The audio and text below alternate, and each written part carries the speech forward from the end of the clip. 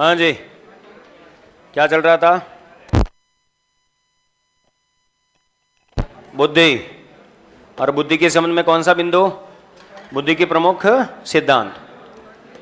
और बुद्धि के प्रमुख सिद्धांतों में कितने सिद्धांत हो चुके थे? कितने सिद्धांत? 4। नंबर 5 पर आ जाओ।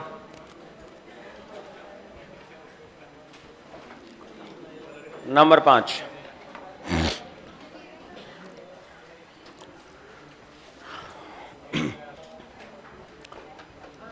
बुद्धि का समूह कारक सिद्धांत। कौन सा सिद्धांत? समूह कारक सिद्धांत। मल्टीपल फैक्टर, ठीक है, थ्योरी ऑफ मल्टीपल फैक्टर। बुद्धि का समूह कारक सिद्धांत, थर्स्टन, केली।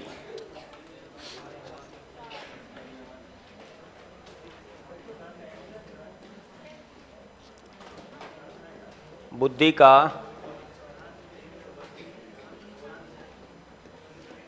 समूह कारक सिद्धांत, प्रतिपादक कौन? थर्स्टन, केली।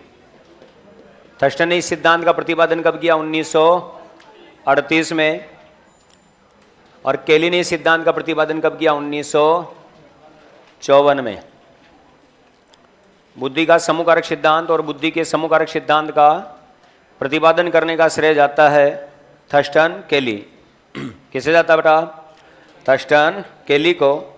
और थर्स्टन, केली ने इस सिद्धांत का प्रतिपादन कब किया था? 1938 और 1954 में। ये सिद्धांत मुख्यतः कब का है? 1938 का। और केली ने ये सिद्धांत कब दिया था? 1954 में।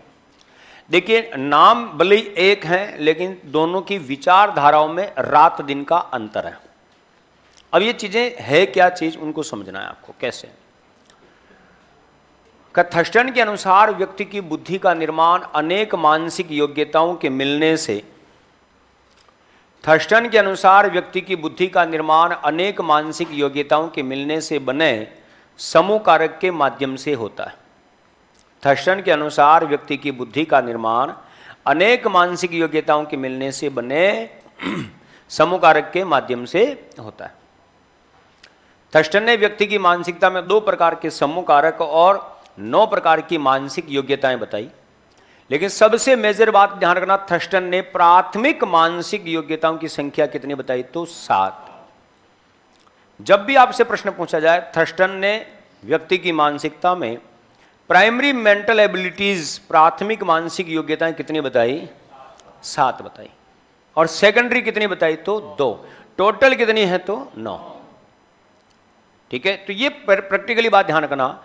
इसने जो पुस्तक लिखी है या पुस्तकें जो लिखी है, वो पुस्तकें कौन कौन सी है? The primary mental abilities.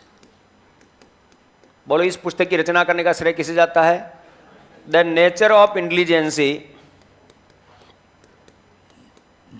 Of intelligence. The nature of intelligence. बोलो, इस पुस्तक की रचना करने का श्रेय भी किसे जाता है? थर्स्टन को जाता है। और द प्राइमरी मेंटल एबिलिटीज की पुस्तक नामक की इसकी भी रचना किसने की? थर्स्टन ने की। अब याद रखना, थर्स्टन ने अपने सिद्धांत का प्रतिपादन करते समय लिखा कि व्यक्ति की बुद्धि का निर्माण अनेक मानसिक योग्यताओं के मिलने से बने समूह कारक के माध्यम से होता है। थर्स्टन ने व्यक्ति की मानसिकता में 2 प्रकार के समूह कारक बताए तथा 9 प्रकार की मानसिक योग्यताएं बताई। ठीक है, अब दोस्तों याद रखने वाली बात है कि प्राथमिक समूह कारक, पहला समूह कारक कौन सा बताया? प्राथमिक समूह कारक। और दूसरा कौन सा बताया? द्वितीयक समूह कारक।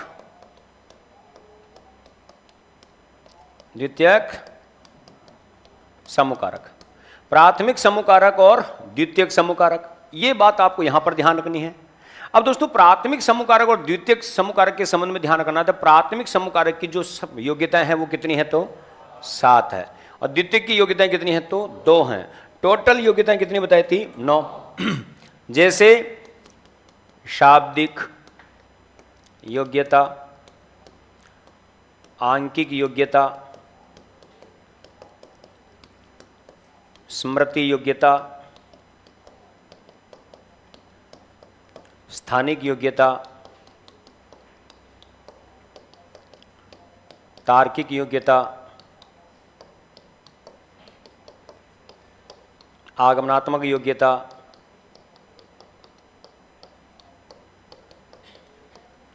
और समस्या समाधान।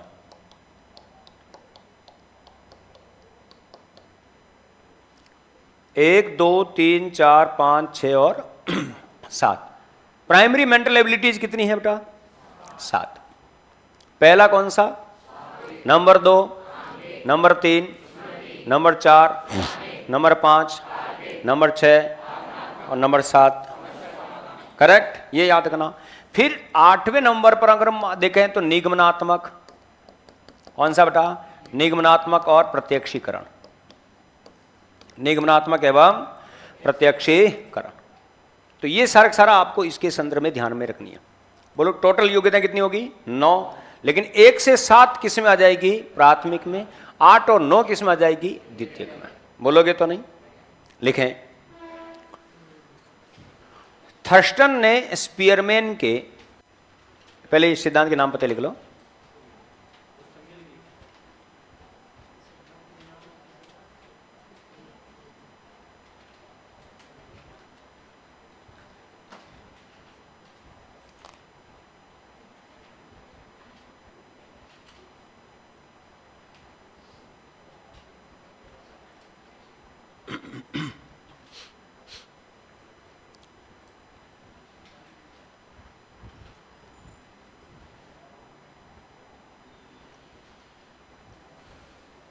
नाम पते लिख लिए?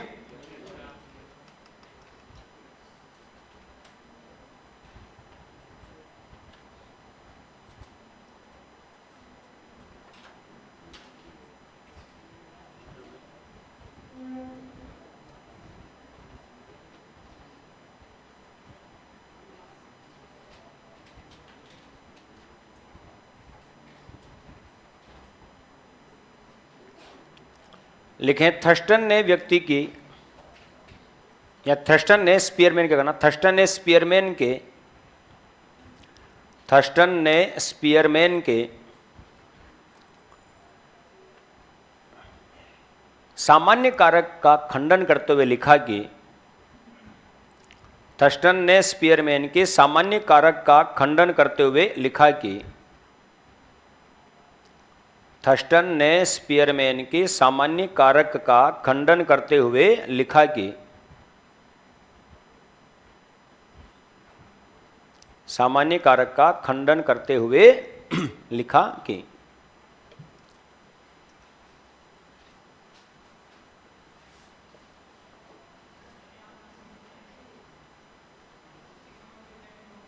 हैं?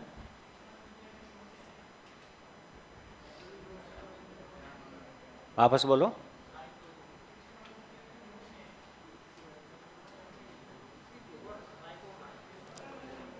आप लिख के भेज दो बेटा मेरे को, ठीक है? लिखें। लिखा कि व्यक्ति की बुद्धि का निर्माण व्यक्ति की बुद्धि का निर्माण व्यक्ति की बुद्धि का निर्माण व्यक्ति की बुद्धि का निर्माण अनेक मानसिक योग्यताओं के मिलने से अनेक मानसिक योग्यताओं के मिलने से अनेक मानसिक योग्यताओं के मिलने से अनेक मानसिक योग्यताओं के मिलने से बने अनेक मानसिक योग्यताओं के मिलने से बने समूह कारक के माध्यम से होता है। अनेक मानसिक योग्यताओं के मिलने से बने समूह कारक के माध्यम से होता है। अनेक मानसिक योग्यताओं के मिलने से बने समूह कारक के माध्यम से होता है। कंप्लीट। याद रखना, थर्स्टन ने व्यक्ति की मानसिकता में 2 प्रकार के समूह कारक बताए, लेकिन थर्स्टन ने व्यक्ति की मानसिकता में थर्स्टन ने व्यक्ति की मानसिकता में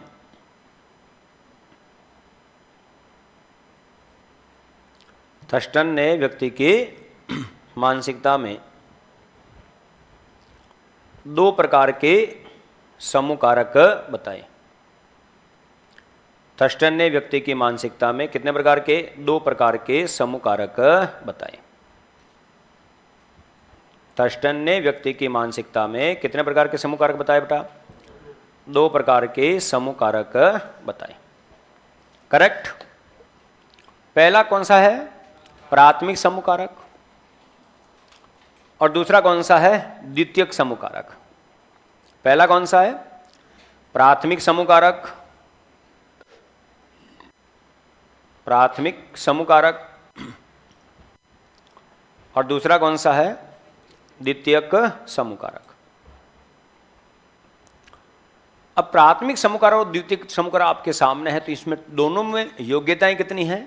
7 और 2, टोटल कितनी हो जाएगी? 9। और ये क्रम से आपको योग्यताएं लिखनी है। मतलब इन सारी योग्यताओं के मिलने से व्यक्ति की बुद्धि का निर्माण होता है। ये कौन कहता है? थर्स्टन।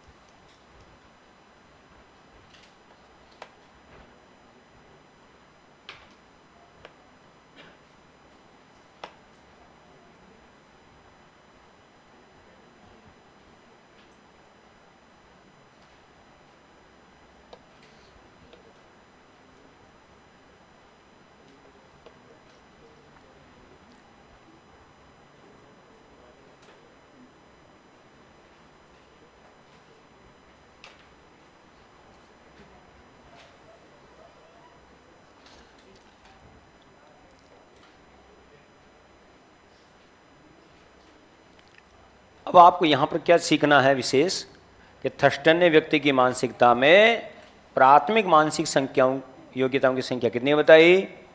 7 बताई। नॉट थर्स्टन ने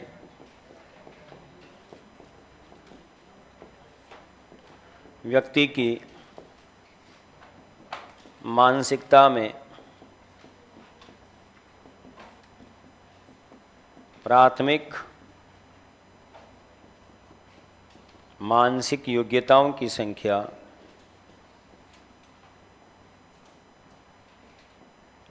की संख्या कितनी बताई?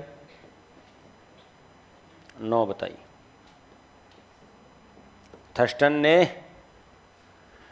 प्राथमिक मानसिक योग्यताओं की संख्या बताई, कितनी बताई? तो हाँ भूल गया यार मैं तो। कितनी बताई? तो 7 बताई। संख्या 7 बताई।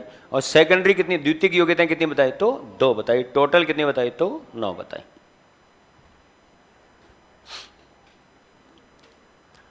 मतलब इन सारी योग्यताओं के मिलने से व्यक्ति की बुद्धि का क्या होता है?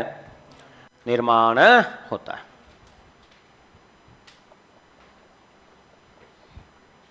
थर्स्टन ने व्यक्ति की मानसिक योग्यताओं की संख्या बताई, कितने बताई? तो 7 प्राथमिक बताई और द्वितीयक 2 बताई। और टोटल कितने बताए? तो 9 बताई।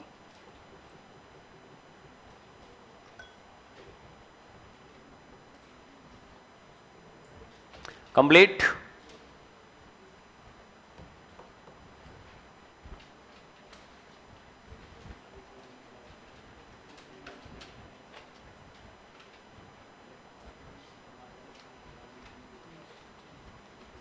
आगे बढ़े।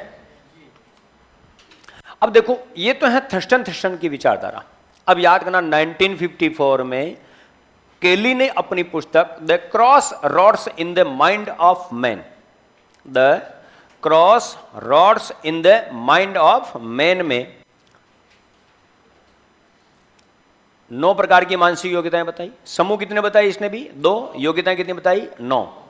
लेकिन प्राथमिक में जहां पर इसने 7 बताई, इसने कितनी बताई? 5। और जहां पर 2 बताई, यहां पर कितनी बताई? 4। बोलो 5 और 4 कितनी हो गई? 9। अब देखो आपकी किताबों के अंतर्गत थर्स्टन और केली की योग्यताएं एक ही जैसी दे रखी है, लेकिन गलत। दोनों की योग्यताएं क्या है? अलग अलग है। केवल 9 योग्यताओं में से केवल शाब्दिक योग्यता दोनों की सेम है, बाकी 8 योग्यताएं पूरी पूरी चेंज है। तो कैसे? देखो नोट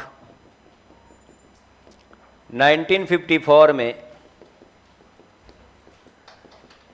केली ने अपनी पुस्तक the cross rods in the mind of man में, ठीक है, the cross rods in the mind of man में 2 प्रकार के समूह व 9 प्रकार की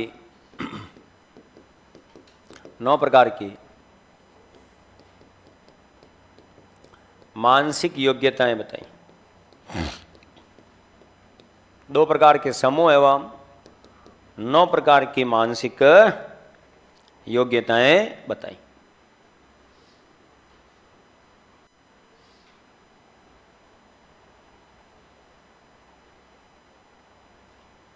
बिल्कुल प्रैक्टिकली बात ध्यान रखना कि 1954 में केली ने अपनी पुस्तक the cross rods in the mind of the man में 2 प्रकार के समूह व 9 प्रकार की क्या बताई? मानसिक योग्यताएं बताई।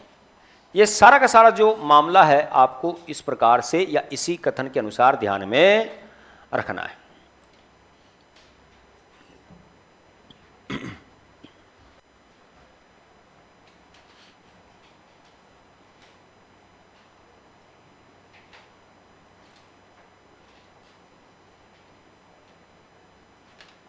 कंप्लीट। चलिए साहब आगे हम बात करते हैं क्या लॉजिक रहता है इसका। देखो अब उस समूह कितने थे? 2। पहला कौन सा? प्राथमिक समूह कारक सिद्धांत, समूह कारक, और दूसरा द्वितीयक समूह कारक।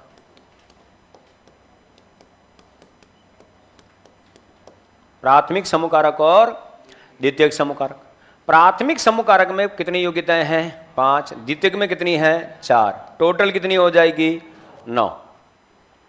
समझो कैसे। सामाजिक योग्यता,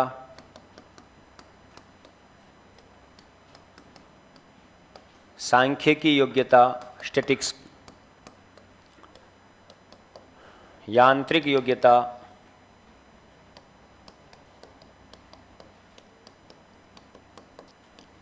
शाब्दिक योग्यता,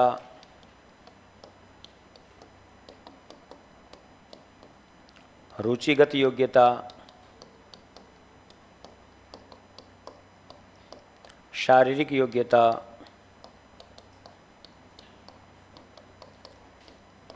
क्रियात्मक योग्यता,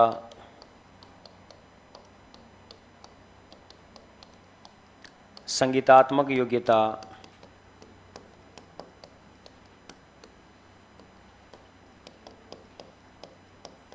और प्रक्षेपण योग्यता। बोलो टोटल कितनी हो गई? 9। 1 2 3 4 5 6 7 8 और 9। बोलो 1 से 5 किस में आ जाएगी? प्राथमिक में। 6 से 9 किस में आ जाएगी? द्वितीयक में। अब इनकी दोनों की योग्यताओं में आप नजर मिला लीजिए कि भाई साहब यहां पर केवल शाब्दिक योग्यता ही मैच होती है, बाकी सारी सारी योग्यताएं अलग अलग। लेकिन जब हम कोई किताब पढ़ते हैं, कोई गाइड पढ़ते हैं, तो उसमें एक ही समूह कारक सिद्धांत, थर्स्टन केली योग्यताएं 9 टिका दी, यहां से सबसे ज्यादा जो प्रश्न पूछा गया है वो ये प्रश्न पूछा गया है, थर्स्टन ने व्यक्ति की मानसिकता में प्राथमिक मानसिक योग्यताओं की संख्या कितनी बताई? 7 7 7। और थर्स्टन ने कितनी बताई? 5 5। करेक्ट? हाँ, केली ने कितनी बताई? 5। शब्दों को के ऊपर मत जाओ, भावनाओं पर जाओ, है ना भाई। ये बोल हम रहे हैं लेकिन शब्द केली के हैं। छापो। 1954 में केली ने अपनी पुस्तक the crossroads in the mind of the man, ठीक है, सामाजिक योग्यता, सांख्यिकी, स्टैटिक्स, सांख्यिकी योग्यता, यांत्रिक। चश्मा लगा रखा फिर भी नजर नहीं आ रहा तुझे? लिखो साहब।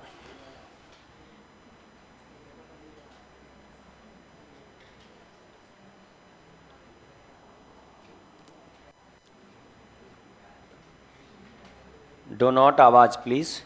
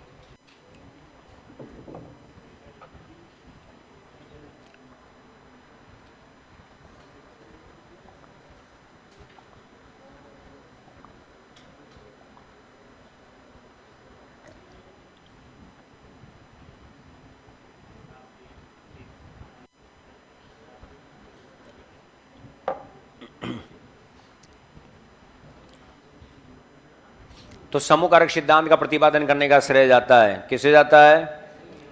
थर्स्टन एवं केली को। और थर्स्टन और केली ने जब अपने सिद्धांत का प्रतिपादन किया तब कितने प्रकार के समूह कारक बताए? 2 प्रकार के। कितने प्रकार के समूह कारक बताए बेटा? 2 प्रकार के समूह कारक बताए। कितने प्रकार के? 2 प्रकार के समूह कारक बताए।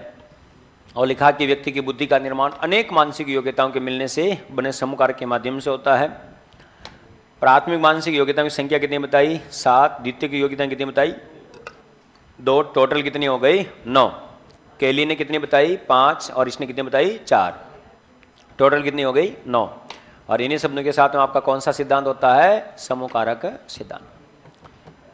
भेज दे बेटा, लिया तू ही आ जा।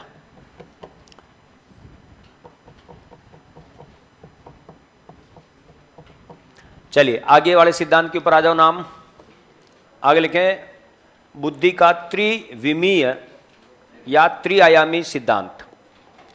ठीक है, बुद्धि का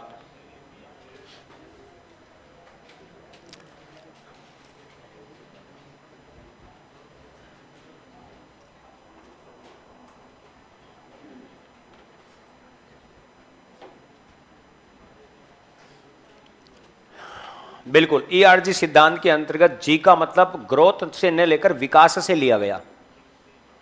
ठीक है, वृद्धि से न लिया, किसे लिया है? डेवलपमेंट से लिया। जी का मतलब क्या है? उसने विकास बताया। सर शिक्षा मनोविज्ञान के नोट्स में थर्स्टन ने कुल 13 समूह कारक बताए। 13 नहीं, 9 है टोटल। उसमें से प्राथमिक कितनी है? 7। टोटल 9 ही रखनी है आपको। ठीक है, 4 किताबें उठा के देखते हैं जिसमें किसी में 13 है, किसी में 9 है, किसी में 7 ही है। जैसे हम एस मंगल उठा के देखते हैं उसमें 9 योग्यताएं नहीं, केवल प्राथमिक योग्यताएं देर की 7। जैसे आप अभी गूगल करोगे ना, इस पर नेट पे भी सर्च करोगे ना, तो आपको 7 ही योग्यताएं नजर आएगी। ठीक है, लेकिन टोटल कितनी है? 9 है, जिसमें से आपको प्राथमिक, कहीं पर भी आप सर्च करोगे तो प्राथमिक मानसिक योग्यताओं की संख्या कितनी बताई हुई होगी? 7। कितनी? 7। प्राथमिक मानसिक योग्यताएं संख्या कितनी बताई जाएगी? 7 ही बताई जाएगी, लेकिन टोटल कितनी हो चुकी है? ये 9 हो चुकी है। दूसरी चीज याद रखना, आगे वाला थर्स्टन ने स्पीयरमैन के जी कारक मतलब सामान्य कारक का क्या किया? खंडन किया है? यहां के उत्कर्ष वाले नोट्स में क्या लिख रखा है?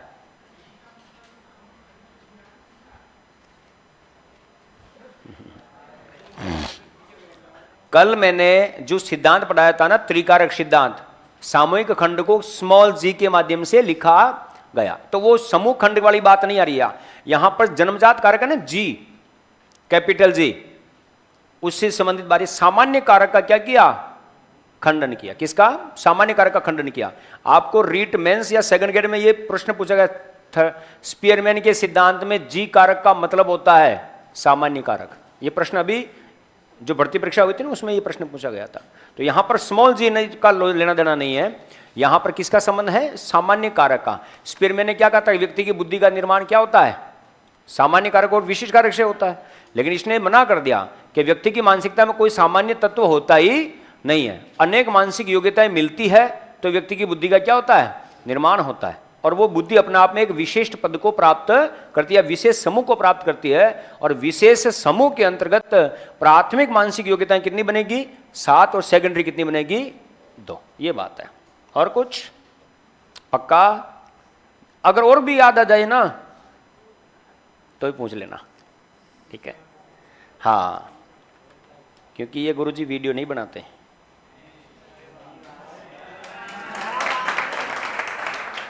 हाँ जी, मंद मंद मुस्कुरा रही हो, लेकिन एक भी मजा ले कि ताली बज जाए। नहीं नहीं, नहीं बजानी, नहीं बजानी, अब नहीं बजानी, नहीं बजानी, नहीं बजानी, नहीं बजानी, ना ना। अब तो जो पाप लगना था वो लग गया।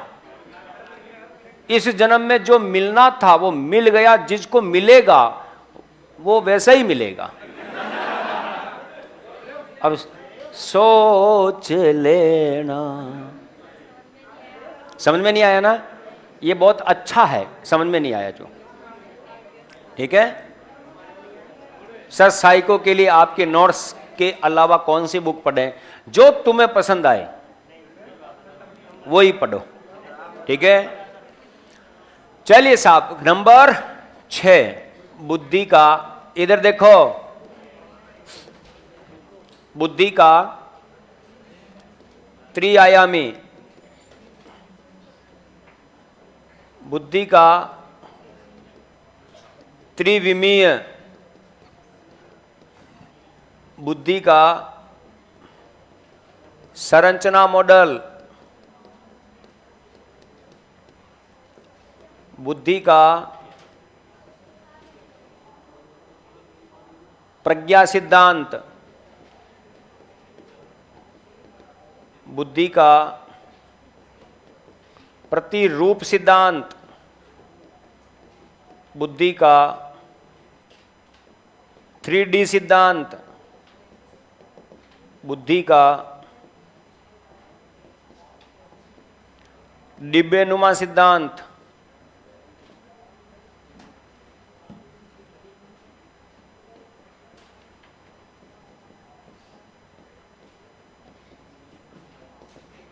ठीक है? और बुद्धि का विषय वस्तु संक्रिया सिद्धांत। प्रतिपादक कौन? बोलो बोलो। सिद्धांत कब दिया? 1966-67 में। किताबें देखो, ठीक है? फील्ड साइकोलॉजी, द पर्सनालिटी,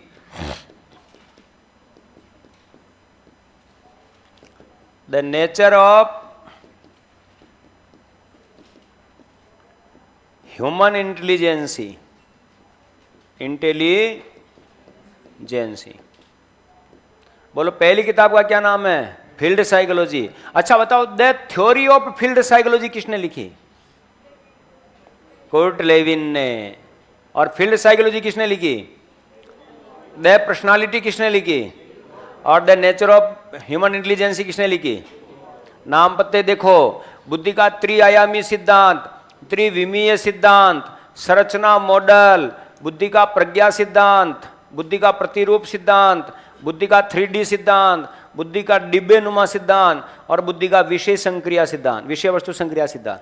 ये सारा का सारी नाम एक ही है भाई साहब, नाम अनेक हैं, प्रतिपादक एक है। हरिथारा नाम है हजार, कैसे लिखो? कंकुपत्री। तो भाई जो भी इच्छा वो लिख दो, ठीक है, छापो। डू नॉट आवाज।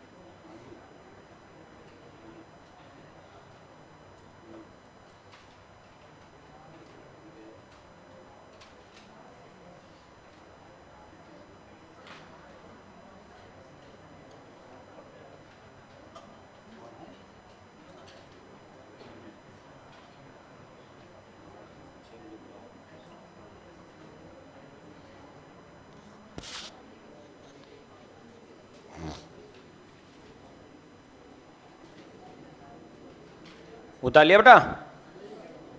अरे भाई बोलो।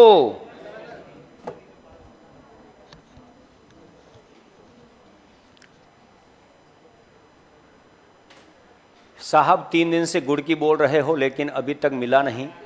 डेली 2 रोटी लेके आता हूँ गुड़ के साथ खाने के लिए, लेकिन वो गुड़ नहीं देने की वजह से वापस लेके चली जाती है। आज तो मन गदगद हो गया, पता नहीं क्यों। सर फिर भी एक बेस्ट बुक का नाम बता दो। बेस्ट बुक का नाम अगर जानना चाहते हो साइकोलॉजी के अंतर्गत, जो मैं पुस्तक मैं रिगार्ड करता हूँ, जो मैंने पढ़ी है, आरपीसी के अंतर्गत हम जिसे वैलिड मानते हैं, बोर्ड उसको मानता है, डॉक्टर अरुण कुमार सिंह। कौन है? डॉक्टर अरुण कुमार सिंह। बड़ी किताब है जिसमें point two point unit wise सारी चीज़ें दे रखी है ना। JS वालिया और डॉक्टर अरुण कुमार सिंह और विपिन अस्थाना, ये 3 किताबें ऐसी है जो साइकोलॉजी में, लेकिन जहाँ तक मैं मानता हूँ आपको इन किताबों की ज़रूरत नहीं पड़ेगी, क्योंकि उसी का सार मैं आपके यहाँ पर सामने रखता हूँ, है ना। किसी गाइडमैन, किसी चंजी ने जो लिखाया है ना, वो मेरे से लिखाया नहीं जाता, ये याद रखना। साफ स्पष्ट बोलना और सुखी रहना। चलिए साहब,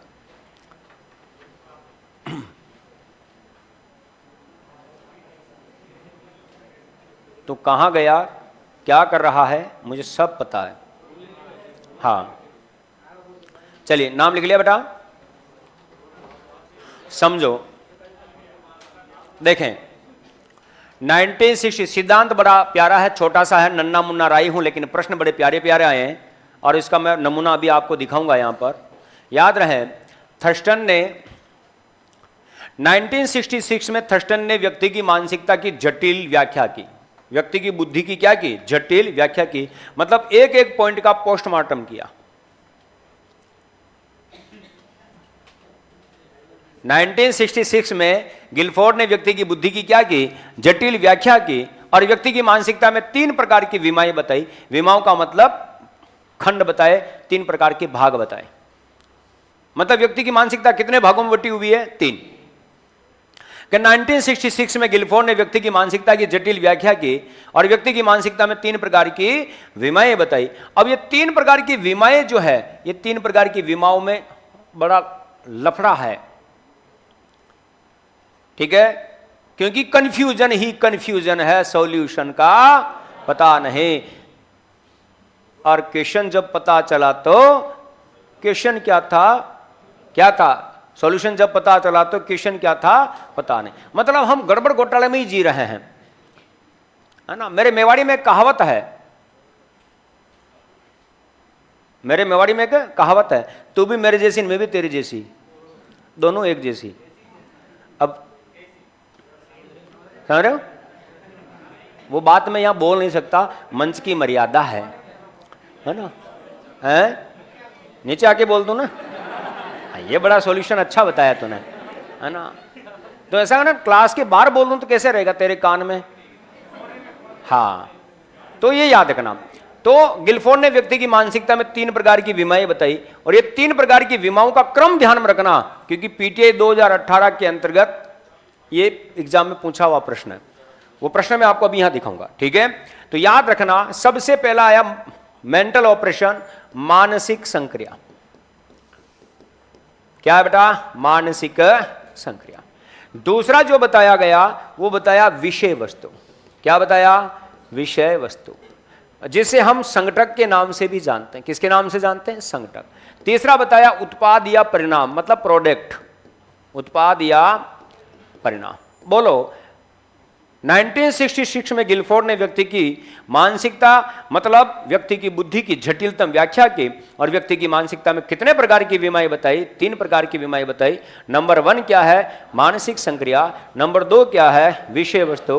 नंबर 3 क्या है? उत्पाद या परिणाम। इसमें कितने प्रकार का पावर बताया? 5। इसमें कितना पावर बताया? 4। इसमें कितना पावर बताया? 5। 6। कितना बताया इसमें? 6। मतलब कितनी योग्यताएं बताई? 5, 4 और 6। ये क्रम आपको नंबर 1 पर एक मानसिक संग्रह रखना है, नंबर 2 पर विषय वस्तु ही रखना है और नंबर 3 पर, ठीक है, क्या रखना बेटा? उत्पाद एवं परिणाम ही रखना। क्रम यही रहना चाहिए। आप कोई सा भी गाइड अगर आपके पास में है अभी, ठीक है, तो उस गाइड के अंतर्गत नंबर 1 पर क्या दिया गया है? विषय वस्तु। उसके बाद में क्या दिया? मानसिक संक्रिया। फिर क्या दिया? मतलब क्रम ही चेंज कर दिया। ये क्रम सही नहीं है। क्रम एग्जाम में भी पूछा जा चुका, तो क्रम आपको यही ध्यान में रखना है, करेक्ट।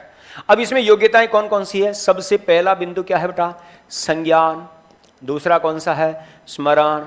तीसरा है अपसारी चिंतन। कौन सा चिंतन? अपसारी चिंतन। कौन सा चिंतन? अब आगे अभिसारी चिंतन। फिर कौन सा चिंतन आ जाता है? या कौन सा बिंदु आ जाता है? मूल्यांकन। याद रखना, व्यक्ति की मानसिकता में मानसिक संक्रिया में कितनी योग्यताएं बताई? 5। नंबर 1 बोलो, नंबर 2, नंबर 3, नंबर 4, नंबर 5, ठीक है। इसके अंतर्गत सबसे पहला जो बिंदु है वो है संकेत। दूसरा है आकृति। क्या है बेटा? आकृति। तीसरा है शाब्दिक। कौन सा है? शाब्दिक। और चौथा है व्यवहार। कौन सा है? व्यवहार। बोलो कितना योग्यताएं बताई इसमें? 4। नंबर 1 क्या है? Number 2, number 3, number 4। इसके अंतर्गत 6 योग्यताएं। नंबर 1 क्या है? वर्ग। क्या है बेटा? वर्ग। दूसरा है इकाई। तीसरा है प्रणाली। कौन सा बेटा? प्रणाली। चौथा है प्रकार। कौन सा है? प्रकार। फिर आता है सह संबंध। कौन सा? सह संबंध। और 5वां है प्रत्यक्षीकरण। कौन सा है? प्रत्यक्षीकरण। बिल्कुल प्रैक्टिकली बातें आपको इसके अंतर्गत ध्यान में रखनी है कि गिलफोर्ड ने व्यक्ति की मानसिकता की 1966 में जटिलतम व्याख्या की और व्यक्ति की मानसिकता में कितने प्रकार की विमाएं बताई? 3 प्रकार की विमाएं बताई। पहली विमा कौन सी है? नंबर 2, नंबर 3, ठीक है। मानसिक संक्रिया विमा में कितनी योग्यताएं बताई? 5। नंबर 1, 2, 3, 4, 5, 1, 2, 3, 4, 5, 1, 2, 3, 4, 5 और 6। ठीक है, अब दिमाग में आता सर प्रश्न कैसे पूछे जाएंगे? तो प्रश्न, सबसे पहला प्रश्न आपको एक बार नहीं अनेक बार प्रश्न पूछा गया, याद रखना। ठीक है, अपसारी चिंतन का संबंध होता है किससे होता है? सृजनात्मकता से। और अभिसारी चिंतन का संबंध होता है बुद्धि से। बोलो, किसी भी समस्या का समाधान करने के लिए व्यक्ति को एक ही विचार के साथ समस्या के समाधान किया जाता है, किसी नियम के आधार पर समस्या का समाधान होता है। अभिसारी चिंतन का संबंध, यह प्रश्न आपको मेंस और प्री दोनों में पूछा गया, ये याद करना। सृजनात्मकता का संबंध किससे होता है? अपसारी चिंतन से। या अपसारी चिंतन का संबंध होता है सृजनात्मकता से। और बुद्धि का संबंध किससे होता है? किसी विषय वस्तु की या किसी समस्या का समाधान करने के लिए अनेक विचार उत्पन्न करना, अपसारी चिंतन, डाइवर्जेंट थिंकिंग। और किसी समस्या का समाधान करने के लिए एक चिंतन करना या एक विचार करना, अभिसारी चिंतन, कन्वर्जेंट थिंकिंग। जैसे मैं आपसे अगर प्रश्न पूछूं कि 2 इंटू 2 बराबर 4 भाजक 2 बराबर 2, बोलो कौन सा चिंतन है? अभिसारी। कौन सा चिंतन है? अभिसारी। लेकिन विद्यालय पर निबंध लिखो, बोलो कौन सा चिंतन है? जहां पर किसी विषय वस्तु के संबंध में अनेक विचार करना हो, बोलो अपसारी चिंतन, मतलब सृजनात्मकता का गुण आ जाएगा। और जहां पर किसी विषय वस्तु के संबंध में एक ही विचार करना हो, अभिसारी चिंतन, मतलब बुद्धि का गुण आ जाएगा। करेक्ट, ये याद करना। फिर आपके दिमाग में प्रश्न पूछा जाएगा, सर और प्रश्न कैसे आएंगे? तो संज्ञान, स्मरण, मूल्यांकन, व्यवहार निम्नांकित में से भिन्न है। व्यवहार क्यों? क्योंकि व्यवहार किसकी ये योग्यता है? विषय वस्तु की। और बाकी ये किसकी योग्यता है? तो योग्यताएं इधर उधर देकर भी पूछा जा सकता है। अब फिर याद रखना, आगे के संबंध में ध्यान दीजिएगा। नॉट गिलफोर्ड ने 5 इंटू 4 इंटू 6 बराबर 120 मानसिक योग्यताएं बताई, जिनकी संख्या बाद में 150 व 180 कर दी गई, लेकिन मान्य कितने? 120 ही है। योग्यताओं की संख्या, एनसीईआरटी की 11-12 की जो किताब है उसमें योग्यताएं 150 और 180 दे रखी है, लेकिन फिर भी आपको माननी कितनी है? 120 ही माननी है। अब दिमाग में आ जाए, सर पागल हो गए हो क्या? जब किताबों में लिख रखा 120 और 150 और 180, तो हम 180 क्यों नहीं माने? उसका कारण है कि 180 और 120 150 की योग्यता का प्रश्न आज दिन तक कभी भी एग्जाम में आया तो कभी भी माना नहीं गया, जबकि 120 का प्रश्न माना गया। 7 बार प्रश्न आ चुका है। गिलफोर्ड ने व्यक्ति की मानसिकता में कितने प्रकार की मानसिक योग्यताएं बताई? तो ठीक है, 120 योग्यताएं बताई। ये 150 और 180 अभी तक मान्य नहीं है, वैलिड नहीं है, ये याद करना। अब मैं आपको अगर इसी फॉर्मेट से प्रश्न बता दूं,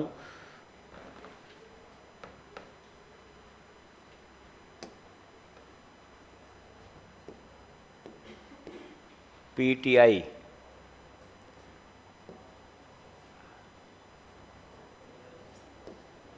2018, हमको सब पता है पेपर।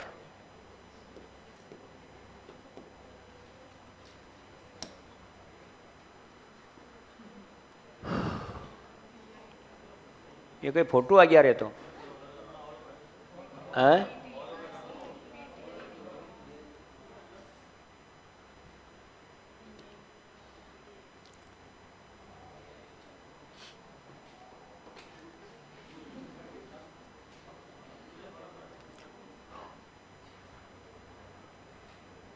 कटाई खाई हो रही हो?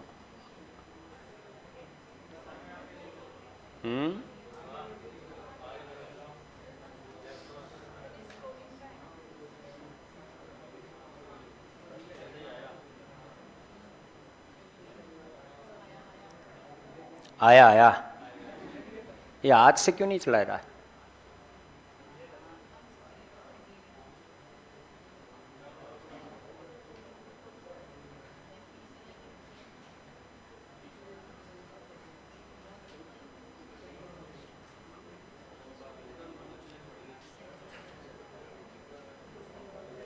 ये क्या है? हाँ, नजर आ रहा है? हाँ या ना? अब इसको बड़ा कैसे करूं? ऐसा नहीं होगा, बड़ा थोड़ी होगा ये।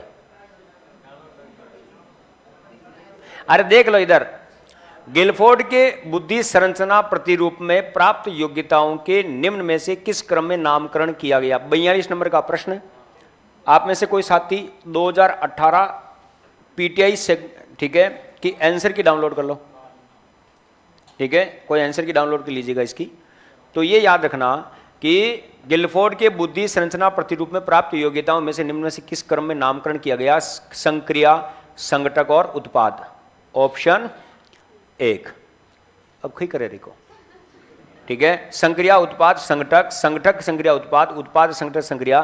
तो याद रखना संक्रिया, संघटक और उत्पाद।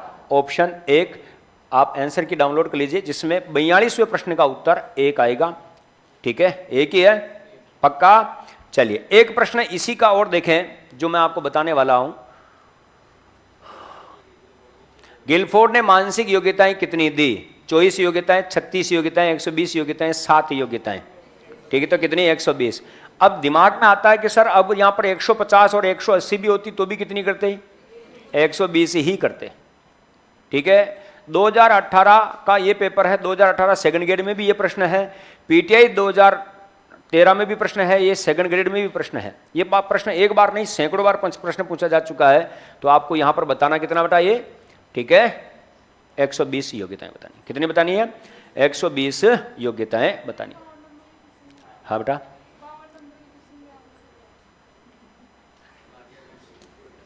पाठ्य बुद्धि प्रश्न का प्रयोग किस आयु वर्ग के लिए किया जाता है? 11 से 16 साल, ठीक है ना।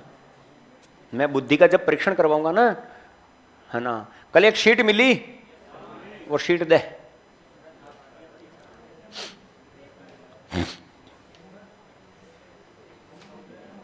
ला ये दे।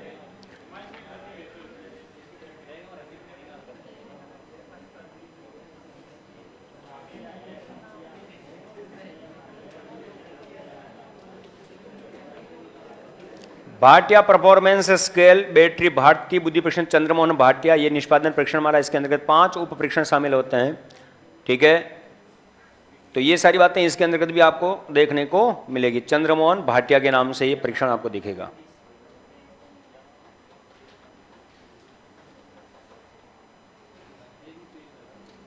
और कितने उप परीक्षण इसके?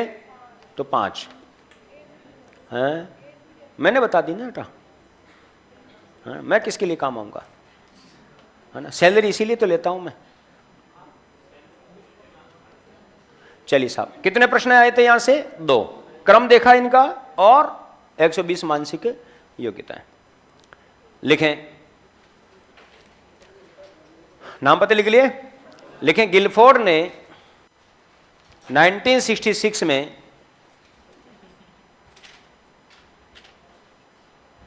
गिलफोर्ड ने 1966 में व्यक्ति की मानसिकता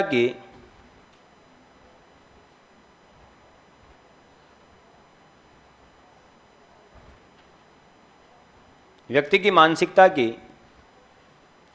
जटिलतम व्याख्या की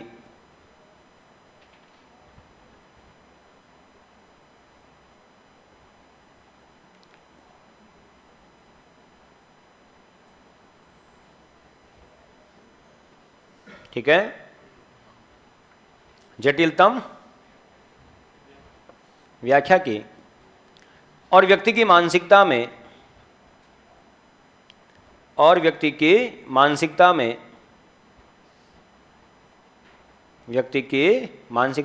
3 प्रकार की विमाएं बताई।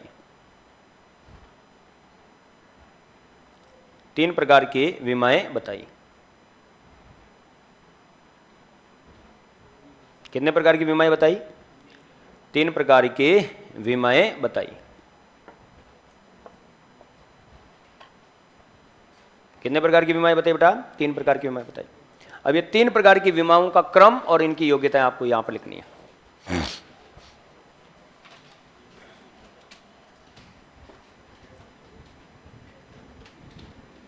आवाज नहीं बेटा।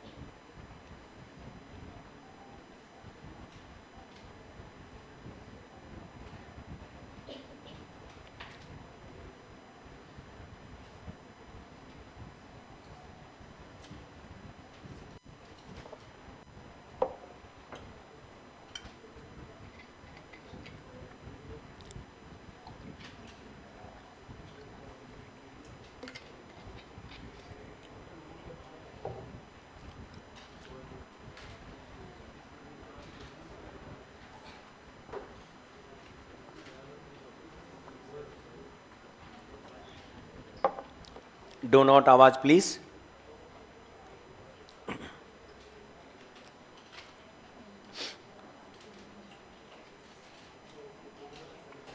आगे बढ़े। अरबी चेंज कर दूं?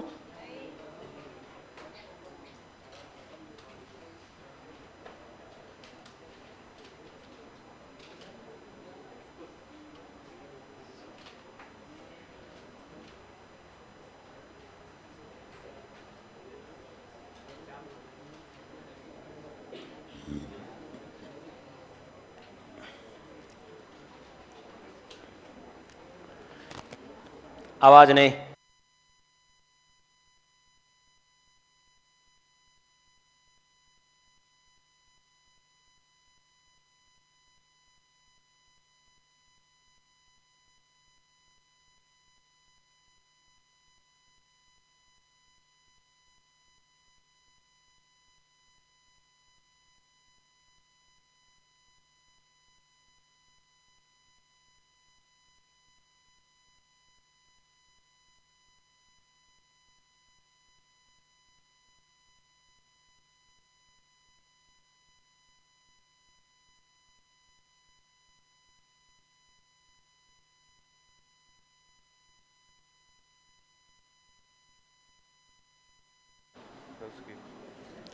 हाँ जी।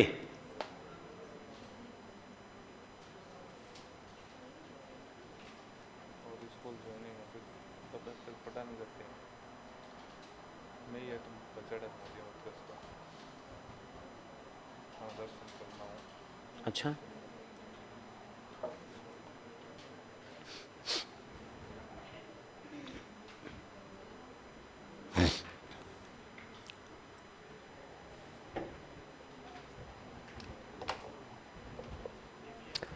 तो गिलफोर्ड ने व्यक्ति की मानसिकता में कितने प्रकार की बीमारियां बताई? 3। और योग्यताएं कितनी बताई? 120।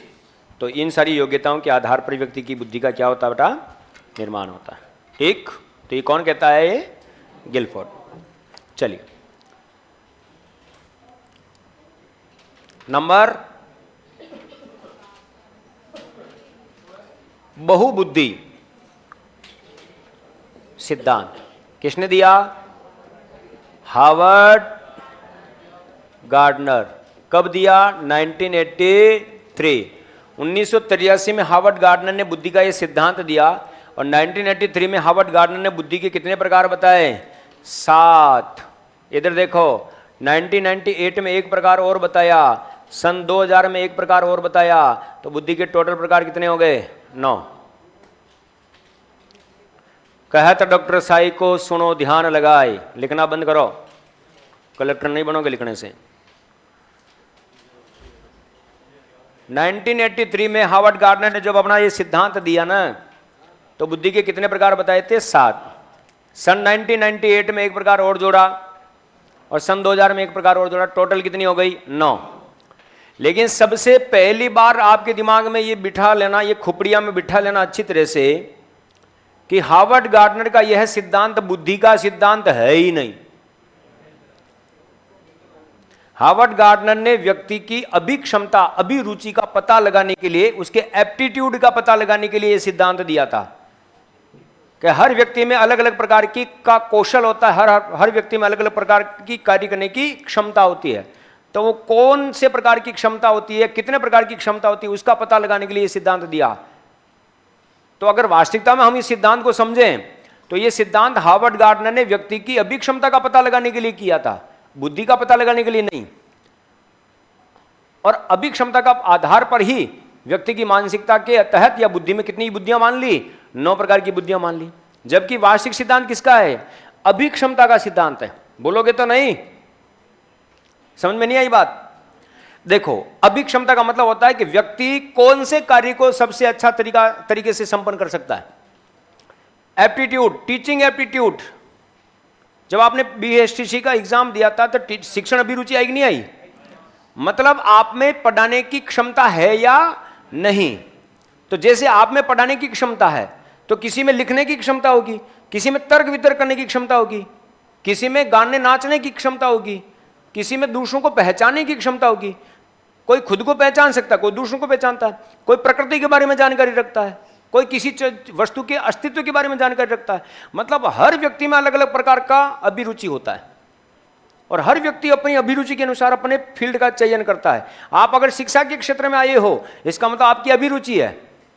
अभिरुचि कहते किसे, इसको भी समझो कि बालक बालिकाओं को उनकी पसंद के क्षेत्र में अगर प्रशिक्षण प्रदान कर दिया जाए, बालक बालिकाओं को अगर उनकी पसंद के क्षेत्र में प्रशिक्षण प्रदान कर दिया जाए तो भविष्य में वह उस क्षेत्र में श्रेष्ठ प्रदर्शन कर सकते हैं।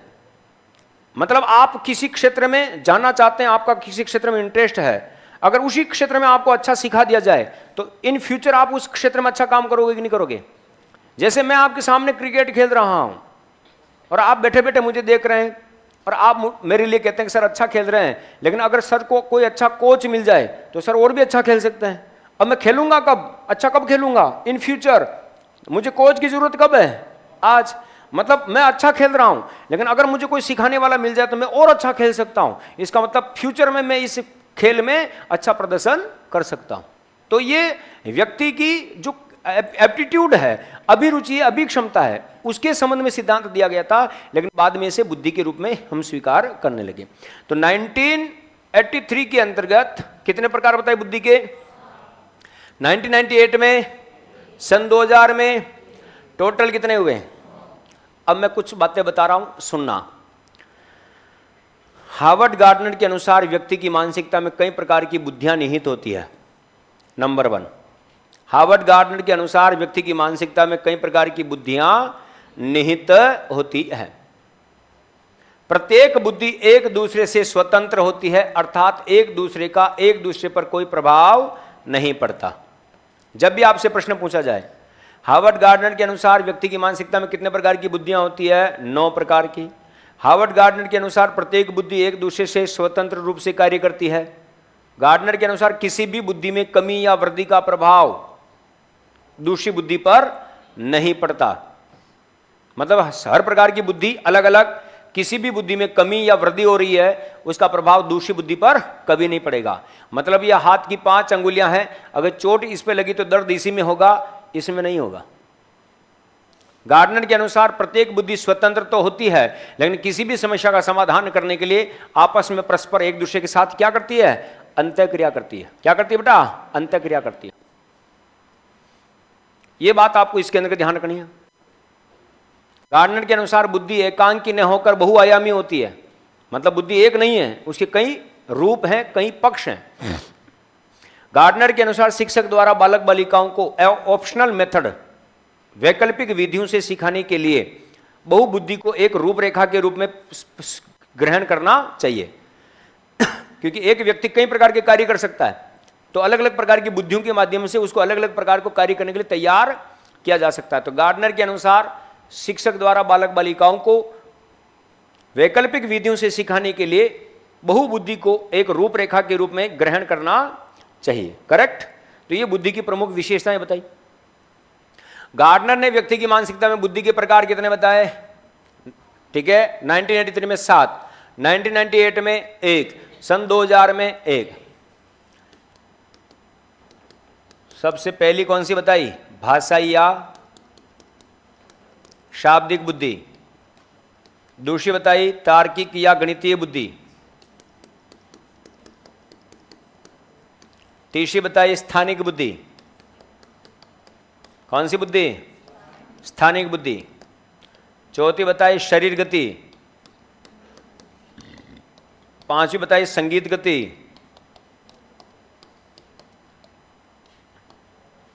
छठी बताई अंतराव्यक्तिक या अंतर्व्यक्तिक, इंटरपर्सनल इंटेलिजेंसी, अंतर्व्यक्तिक। सातवीं बताई अंतराव्यक्तिक। आठवीं बताई प्रकृतिवादी और 9वीं बताई अस्तित्ववादी। बोलो हार्वर्ड गार्डनर ने बुद्धि के कितने प्रकार बताए?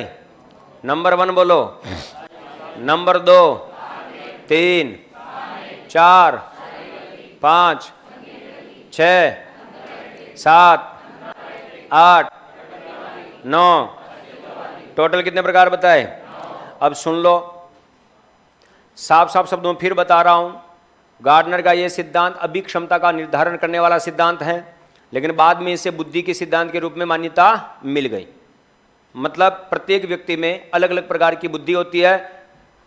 ठीक है, ये याद करना, या बुद्धि की संख्या कई प्रकार की होती है। टोटल कितने प्रकार हैं? 9। 1983 में कितने बताए? छोरी लिखना बंद कर। 7। 98 में 1, सन 2000 में 1, टोटल कितने हो गए? 9। गार्डनर के अनुसार व्यक्ति की मानसिकता में कई प्रकार की बुद्धियां निहित होती है।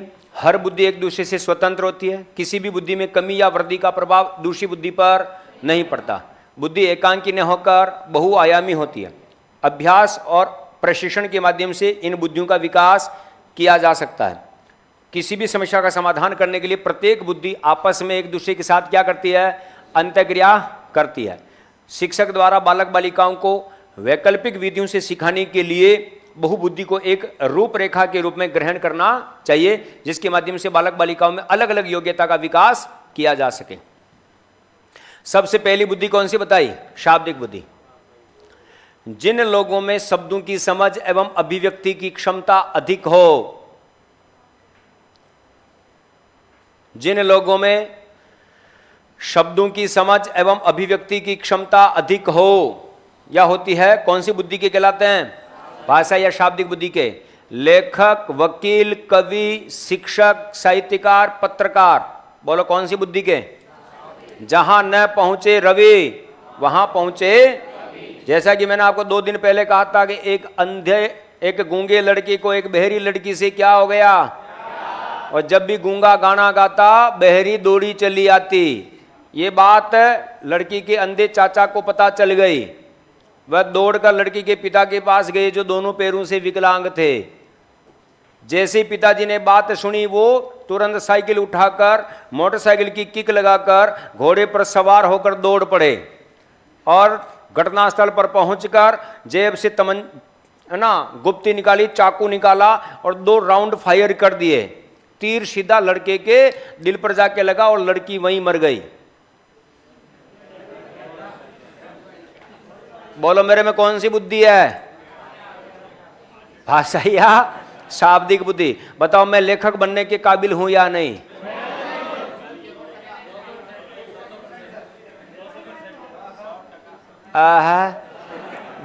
तो वैसा अब ये शाब्दिक कि जिन लोगों में शब्दों की समझ एवं अभिव्यक्ति की क्षमता अधिक हो, मतलब हर बात का अर्थ समझना है। बोलो कौन सी बुद्धि के होंगे? हम बहुत सारी बार शेर शायरी बोलते हैं, उर्दू के शब्द होते हैं, हमें पता ही नहीं चलता कि कहना क्या चाहते हो। यस या नो? तो ये बात है इसमें। तार्किक बुद्धि या गणितीय गणना बुद्धि, जिन लोगों में या इस बुद्धि के जो लोग हैं कि जिन लोगों में आलोचनात्मक चिंतन करने की क्षमता अधिक पाई जाती हो, कौन सी बुद्धि के होते हैं? तार्किक चिंतन या तार्किक बुद्धि के कहलाते हैं। क्योंकि आलोचनात्मक चिंतन तभी होता है जब किसी विषय वस्तु के गुण दोषों की व्याख्या हो, और किसी विषय वस्तु के गुण दोषों की व्याख्या करने में क्या होता है? तार्किक चिंतन होता ही होता है। तो जिन लोगों में आलोचनात्मक चिंतन की अधिकता हो तथा किसी विषय वस्तु के गुण दोषों की व्याख्या करने का विशेष गुण रखते हो, बोलो कौन सी बुद्धि के कहलाते हैं? तार्किक या गणितीय बुद्धि। जैसे वैज्ञानिक, गणितज्ञ और नोबेल पुरस्कार विजेता। कौन सा? वैज्ञानिक, गणितज्ञ और नोबेल पुरस्कार विजेता। बोलो कौन सी बुद्धि के होंगे ये? तार्किक बुद्धि के होंगे। बोलोगे तो नहीं? अरे हाँ या ना? चलिए साहब, स्थानिक बुद्धि। अब स्पेक्चुअल के संबंध में हम बात करते हैं स्थानिक बुद्धि कि जिन लोगों में दृश्य प्रतिबिंब का निर्माण करने की क्षमता अधिक पाई जाती हो। दृश्य प्रतिबिंब, इमेजिनेशन, इमेजेज, कल्पनाशीलता, कि जिन लोगों में दृश्य प्रतिबिंब का निर्माण करने की क्षमता अधिक पाई जाओ, बोल कौन सी बुद्धि के होते हैं? स्थानिक बुद्धि के। भाषा के बिंब कितने होते हैं? भाषा के बिंब कितने होते हैं?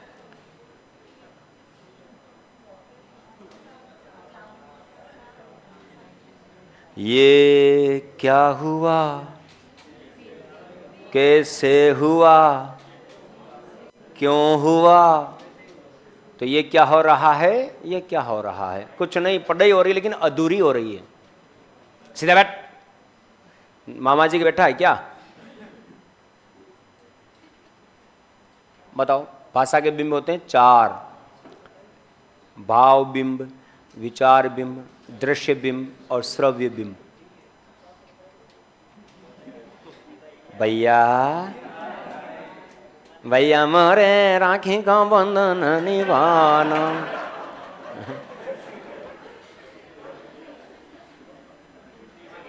ले बोल, कुछ तो बोल। चलिए, जिन लोगों में दृश्य प्रतिबिंब का निर्माण करने की क्षमता अधिक पाई जाती है स्थानिक बुद्धि के कहलाते हैं। जैसे इंटीरियर डिजाइनर, गृह साज सज्जा वाला, उनमें स्थानिक बुद्धि पाई जाती है। इमेजिनेशन तुरंत करते हैं वो।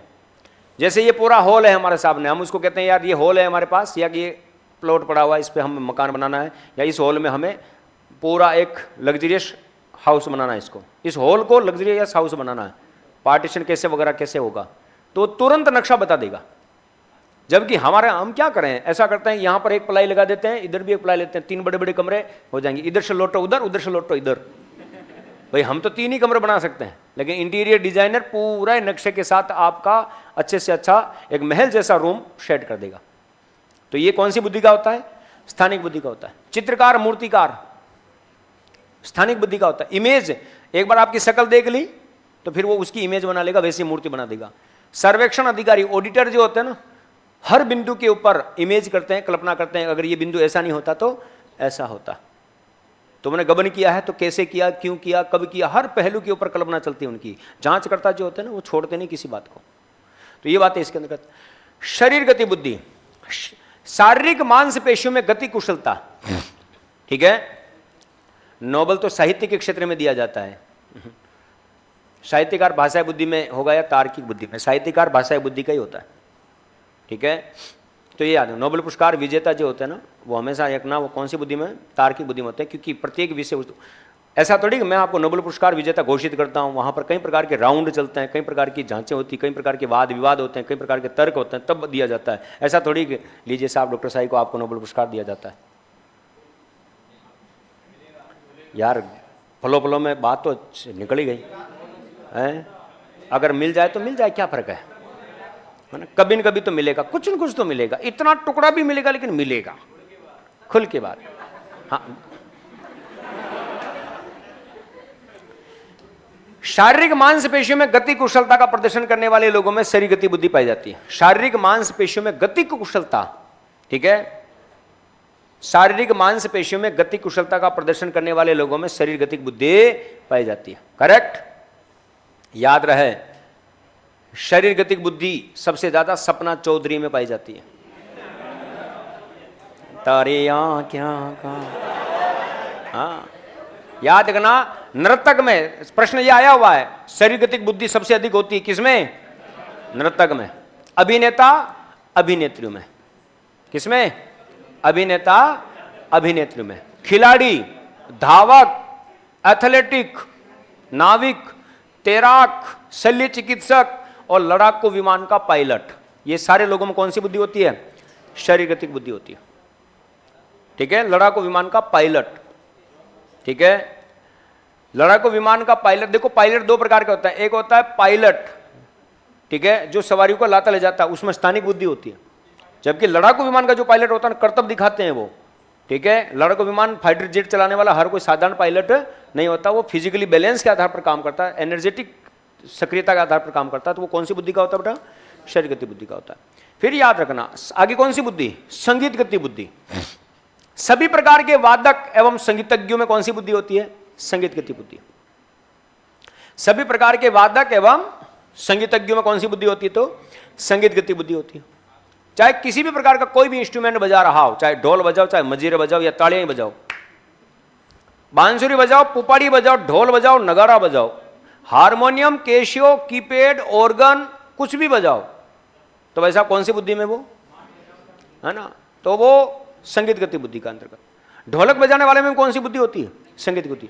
आपने बहुत सारी बार आपने कोई फिल्मों में देखा होगा बहुत सारी बार, जैसे एक मूवी है ताल, ताल से ताल मिला, अनिल कपूर एक लकड़ी पकड़ कर क्या करता है? ऐसे ऐसे करता नहीं, ऐसे ऐसे करता है। और वो क्या वायलिन बजाने वाले क्या करते हैं?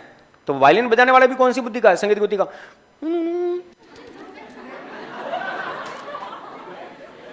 बोलो ऐसे करते कि नहीं करते हैं? बोलो कौन सी बुद्धि के हैं? संगीत गति बुद्धि के। यहां तक तो छोड़ो, बैंड के अंतर्गत जो गाना गाता ना, हेलो रिंग हो बहारों फूल बरसाओ मेरा महबूब आया है, गाना काट जुली जुली, है ना? उधर से ढोल ढुंग ढुंग ढुंग ढुंग ढुंग, है ना? वो झुनझुने बजाता नहीं, यहां तक तो छोड़ो, बैंड के आगे दो भोंपू लेके चलते हैं गोल वाले, ऐसे समय समय पर वो फूंक मारते रहते हैं, भोंक। बोलो वो भी कौन सी बुद्धि के हैं? संगीत गति बुद्धि के हैं।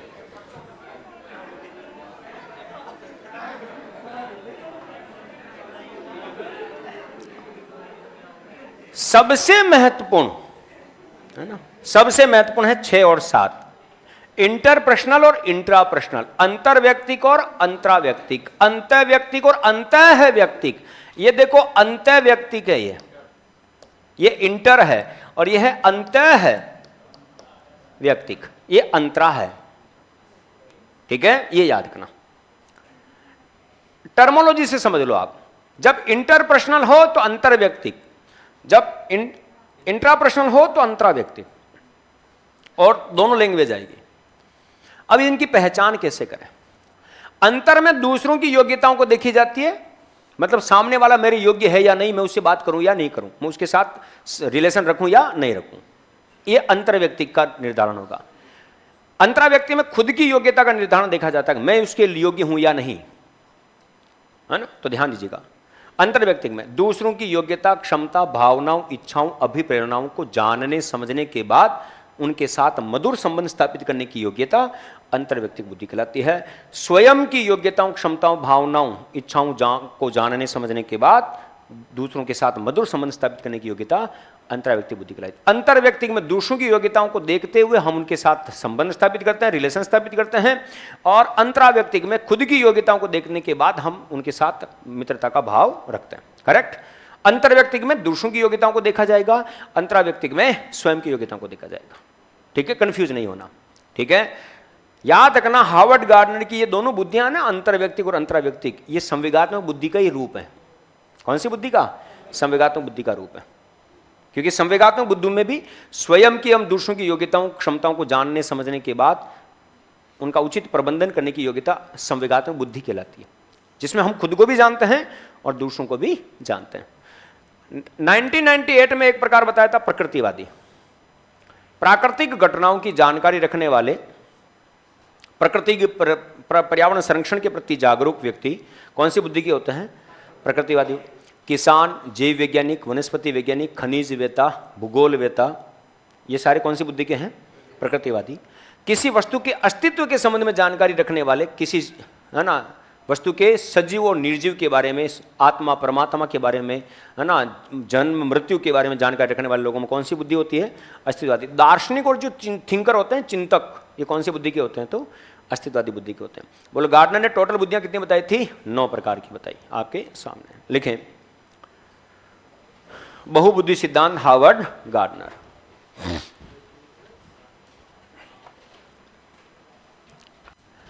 लिखें,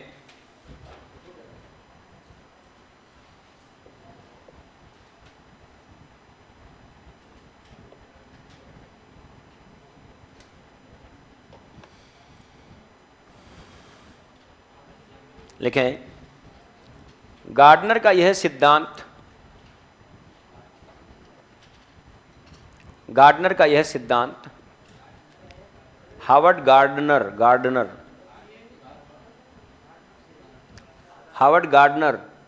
हार्वर्ड गार्डनर, सही है ना? ठीक है, गार्डनर,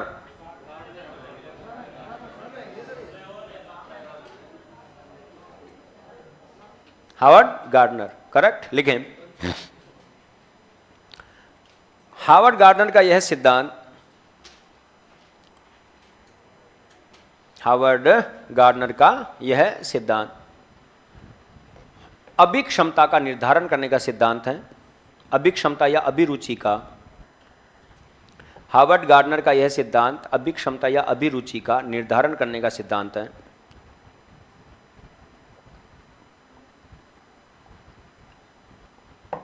हार्वर्ड गार्डनर का यह सिद्धांत अभिक्षमता या अभिरुचि का निर्धारण करने का सिद्धांत है। अभिक्षमता या अभिरुचि का निर्धारण करने का सिद्धांत है, लेकिन बाद में इसे बुद्धि के क्षेत्र में स्वीकार कर लिया गया।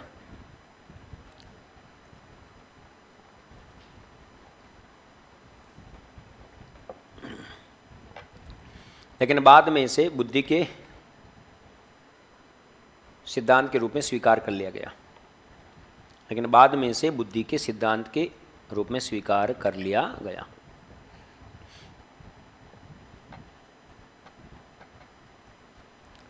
लेकिन बाद में इसे बुद्धि के सिद्धांत के रूप में क्या कर लिया गया बेटा? स्वीकार कर लिया गया। याद रहे 1983 में गार्डनर ने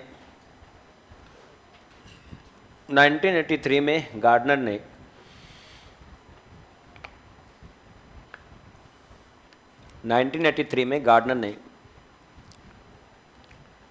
व्यक्ति की मानसिकता में 7 प्रकार की बुद्धि बताई। व्यक्ति की मानसिकता में 7 प्रकार की बुद्धि बताई। व्यक्ति की मानसिकता में कितने प्रकार की बेटा? 7 प्रकार की बुद्धि बताई। कितने प्रकार की बुद्धि बताई? 7 प्रकार की बुद्धि बताई। तथा सन 1998 व 2000 में, सन 1998 व 2000 में, सन 1998 व 2000 में बुद्धि का एक एक प्रकार और जोड़ा, बुद्धि का एक एक प्रकार और जोड़ा, बुद्धि का एक एक प्रकार और जोड़ा। अतः गार्डनर ने व्यक्ति की मानसिकता में अतः गार्डनर ने व्यक्ति की मानसिकता में अतः गार्डनर ने व्यक्ति की मानसिकता में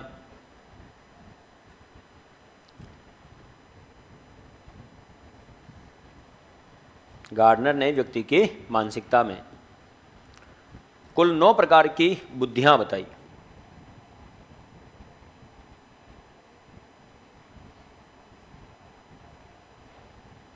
कुल 9 प्रकार की बुद्धियां बताई। कुल 9 प्रकार की क्या बताई बेटा? बुद्धियां बताई। करेक्ट। लिखें पहली बुद्धि भाषाई या शाब्दिक बुद्धि।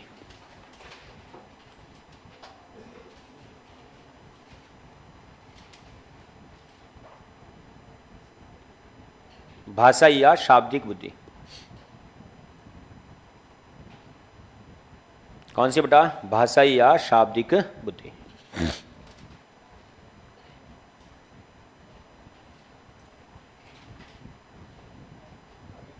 भाषा या शाब्दिक बुद्धि।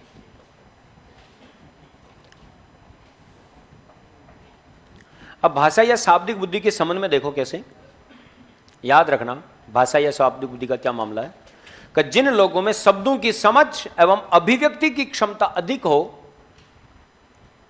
तो उनमें शाब्दिक बुद्धि होती है। जैसे कुमार विश्वास कवि है, बोल कौन सी बुद्धि का है वो? भाषा या शाब्दिक बुद्धि का। लेकिन जिन लोगों में शब्दों की समझ एवं जिन लोगों में शब्दों की समझ एवं जिन लोगों में शब्दों की समझ एवं अभिव्यक्ति की क्षमता अधिक होती है, जिन लोगों में शब्दों की समझ एवं अभिव्यक्ति की क्षमता अधिक होती है, जिन लोगों में शब्दों की समझ एवं अभिव्यक्ति की क्षमता अधिक होती है उनमें भाषा या शाब्दिक बुद्धि पाई जाती है। उनमें भाषा या शाब्दिक बुद्धि पाई जाती है। जिन लोगों में शब्दों की समझ एवं अभिव्यक्ति की क्षमता अधिक होती है उनमें कौन सी बुद्धि पाई जाती है? शाब्दिक बुद्धि या भाषाई बुद्धि पाई जाती है।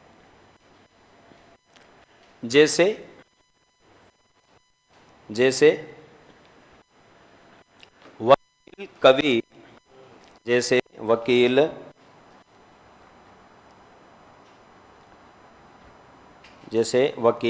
कवि लेखक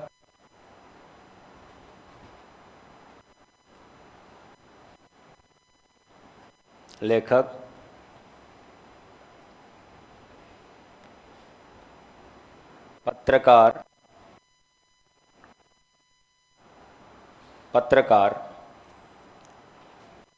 ठीक है, कौन सी बुद्धि के हुए ये?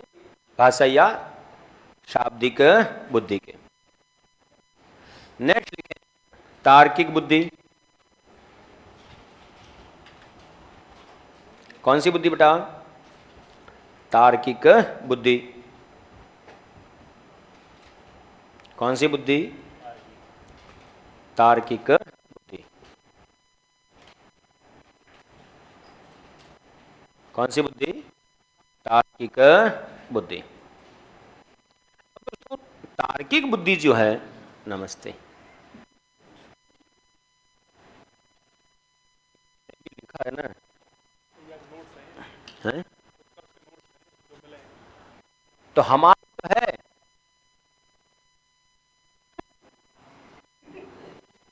लेखक कवि वकील, ये तार्किक बुद्धि। अच्छी बात है ना। चलिए नेक्स्ट बुद्धि कौन सी क्या है? हाँ जी, हेलो, आ रही है? देखो हमारी मित्रता के दुश्मन बहुत हैं। वहां पर मैं आप लोगों से मिलने क्या आ गया, आवाज तक बंद कर दी, है ना। हाँ, तुम्हारी तानाशाही नहीं चलेगी, नहीं चलेगी, नहीं चलेगी। दोस्तों को दोस्तों से अलग नहीं किया जा सकता, चाहे तुम कितनी साजिशें रच लो अपोजिशन पार्टी वालों। चलिए लिखें, तार्किक या गणितीय बुद्धि। तार्किक या गणितीय बुद्धि लिखें, जिन लोगों में आलोचनात्मक चिंतन करने की क्षमता अधिक होती है, जिन लोगों में आलोचनात्मक चिंतन करने की क्षमता अधिक होती है, जिन लोगों में आलोचनात्मक चिंतन करने की क्षमता अधिक होती है, उनमें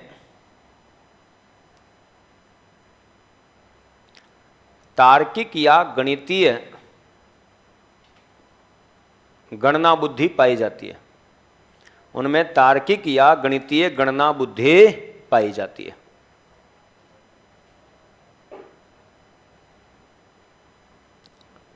उनमें तार्किक या गणितीय गणना बुद्धि पाई जाती है।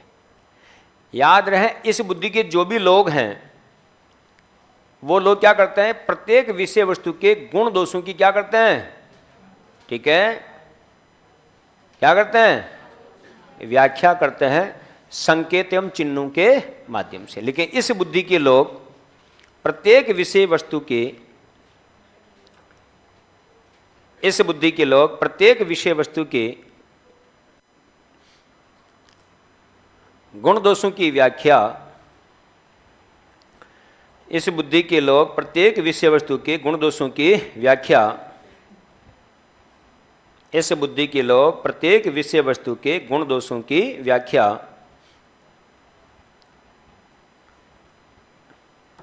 संकेत एवं चिन्हों के माध्यम से करते हैं।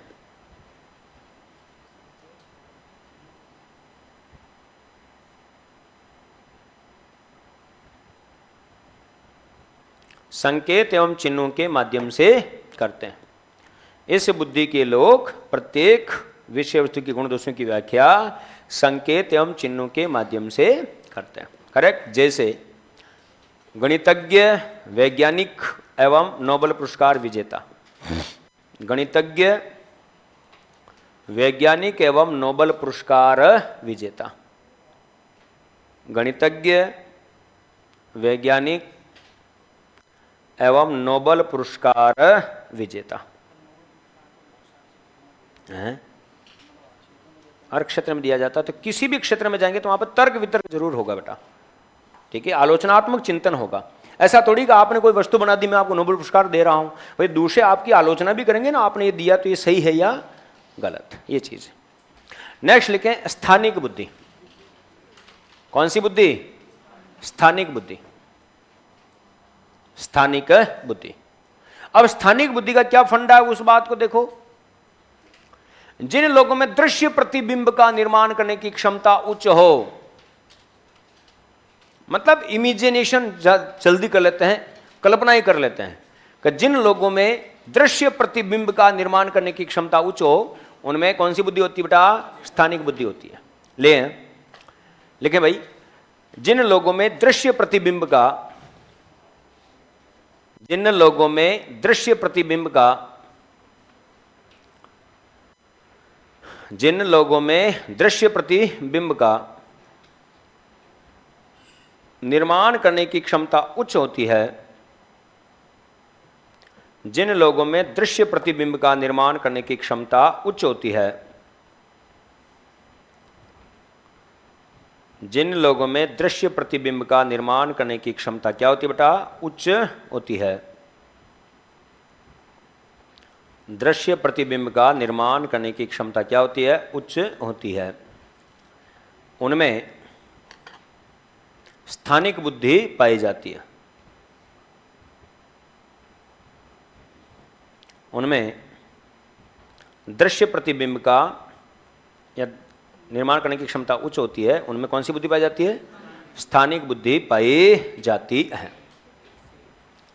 ठीक है, जैसे इंटीरियर डिजाइनर, इंटीरियर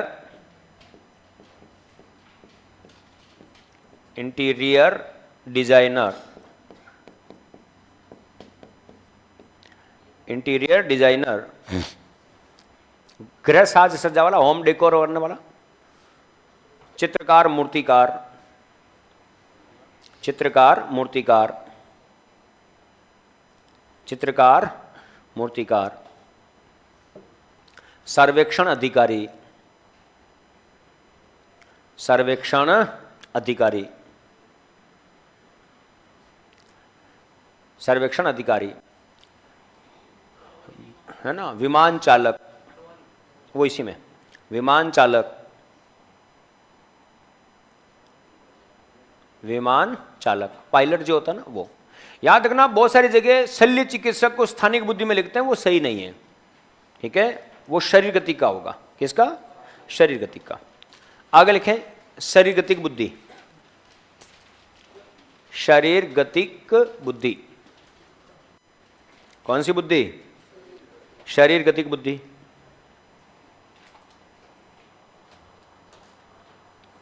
कौन सी बुद्धि? तो शरीर गतिक बुद्धि। दोस्तों, शरीर गतिक बुद्धि के संबंध में अगर हम बात करते हैं तो क्या स्थिति रहती है, इस बात को जाने और समझें। शरीर गतिक बुद्धि का मामला क्या है, देखो कैसे।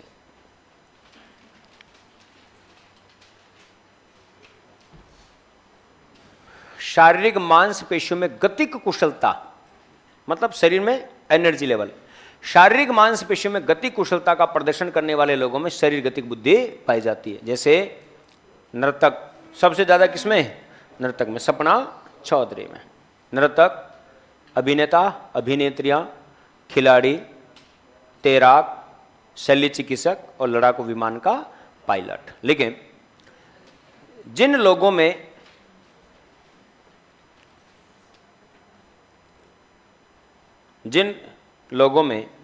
या जिन लोगों के करना के कर देना इसको, जिन लोगों के है ना, जिन लोगों के शरीर में गति कुशलता पाई जाती है, जिन लोगों के शरीर में गतिक कुशलता पाई जाती है, जिन लोगों के शरीर में गतिक कुशलता पाई जाती है, उनमें, जिन लोगों में गतिक कुशलता पाई जाती है उनमें शरीर गतिक बुद्धि की अधिकता होती है। उनमें शरीर गतिक बुद्धि की क्या होती है बेटा? अधिकता होती है। उनमें कौन सी गतिक बुद्धि बेटा? शरीर गतिक बुद्धि की अधिकता होती है। जैसे नर्तक, जैसे नर्तक,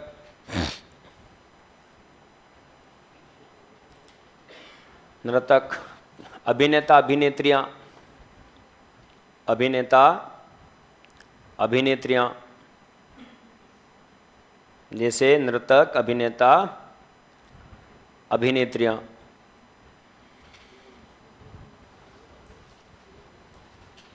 खिलाड़ी, खिलाड़ी,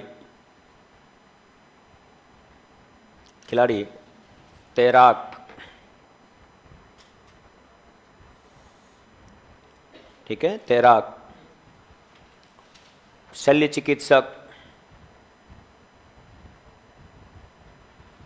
शल्य चिकित्सक, कौन सा चिकित्सक? शल्य चिकित्सक, लड़ाकू विमान का पायलट, लड़ाकू विमान का पायलट। अभिनंदन में कौन सी बुद्धि है? शरीर गतिक। फिर आता है संगीत गतिक बुद्धि। कौन सी बुद्धि? संगीत गतिक बुद्धि।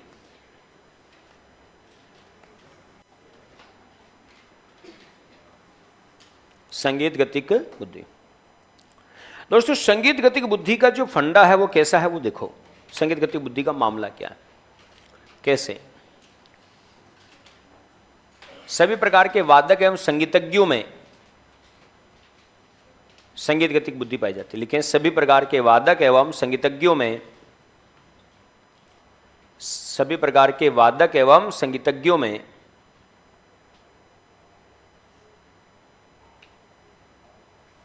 सभी प्रकार के वादक एवं संगीतज्ञों में संगीत गतिक बुद्धि पाई जाती है। संगीत गतिक बुद्धि पाई जाती है। सभी प्रकार के वादक एवं संगीतज्ञों में संगीत गतिक बुद्धि पाई जाती है। अब इसमें लिखने की जरूरत नहीं है। सभी प्रकार के वादक और इंस्ट्रूमेंट बजाने वाले जितने भी हैं ना, बहुत सारी बार आप कहीं से आते हो तो वहाँ लिखा हुआ था ना, कन्हैया ढोल वाला, तूफान ढोल वाला, है ना, वही चीज़ें, शहनाई वाला। चलिए साहब, नेक्स्ट है अंतर्वैयक्तिक बुद्धि। अंतर्वैयक्तिक बुद्धि कौन सी बुद्धि बेटा? अंतर्वैयक्तिक बुद्धि। अंतर्वैयक्तिक बुद्धि का मामला देखो कैसे, बिल्कुल इंटरपर्सनल इंटेलिजेंसी है ये, जिसे हम अंतर्वैयक्तिक बुद्धि भी कहते हैं। क्या है? अंतर, ऊपर बिंदी लगा देना बस, अंतर्वैयक्तिक भी कहते हैं इसको। समझें, टर्मोलॉजी में इंटरपर्सनल इंटेलिजेंसी है, लिखना ध्यान से। मैं फिर बता रहा हूं, अंतर्वैयक्तिक में और अंतरावैयक्तिक में गड़बड़ घोटाला हो जाता है। दूसरों की योग्यताओं को जानने समझने के बाद उनके साथ, ठीक है, मित्रता बढ़ाना, उनके साथ संबंध स्थापित करना, अंतर्वैयक्तिक बुद्धि। कि मैं उनके सामने वालों के योग्य हूं या नहीं, सामने वाले की क्वालिटी देख ली यार, मैं इसके या ये मेरे योग्य है या नहीं, ठीक है, तो वो अंतर्वैयक्तिक बुद्धि। खुद की क्वालिटी को देख लिया यार, मैं तो इसके योग्य हूं ही नहीं, इसका मतलब अंतर्वैयक्तिक। लेकिन अंतर्वैयक्तिक बुद्धि में दूसरों की योग्यताओं, क्षमताओं, भावनाओं, दूसरों की योग्यताओं, क्षमताओं, भावनाओं, दूसरों की योग्यताओं, क्षमताओं, भावनाओं, संवेगों एवं अभिप्रेरणाओं को, दूसरों की योग्यताओं, क्षमताओं, भावनाओं, संवेगों एवं अभिप्रेरणाओं को, संवेगों एवं अभिप्रेरणाओं को जानने समझने के बाद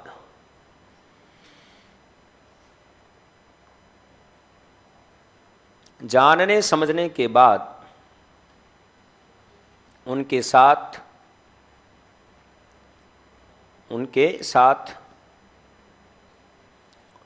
मधुर संबंध स्थापित, उनके साथ मधुर संबंध स्थापित, उनके साथ मधुर संबंध स्थापित करने की योग्यता, मधुर संबंध स्थापित करने की योग्यता अंतर्वैयक्तिक बुद्धि कहलाती है। उनके साथ मधुर संबंध स्थापित करने की योग्यता अंतर्वैयक्तिक बुद्धि कहलाती है। अंतर्वैयक्तिक बुद्धि कहलाती है।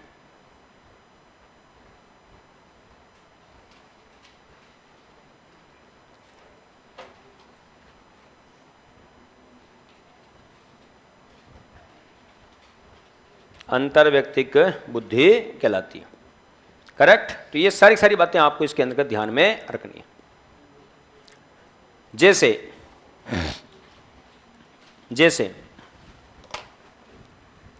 परामर्शदाता, अब आपको कोई परामर्श दे रहा तो सामने वाले को तो देखेगा ना इसकी क्वालिटी क्या, स्थिति क्या है। परामर्शदाता लिखें, परामर्शदाता,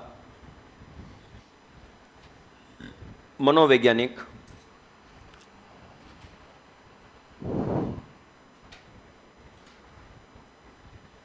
मनोवैज्ञानिक, व्यापारी,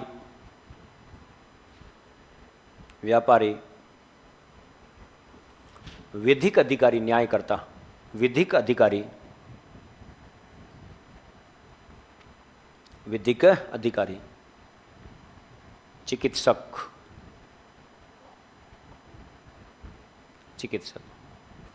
ये सारे बागड़ बिल्ले कौन सी बुद्धि में आते हैं? अंतर्व्यक्तिक बुद्धि में, है ना। नेक्स्ट लिखें अंतराव्यक्तिक बुद्धि। अंतराव्यक्तिक बुद्धि,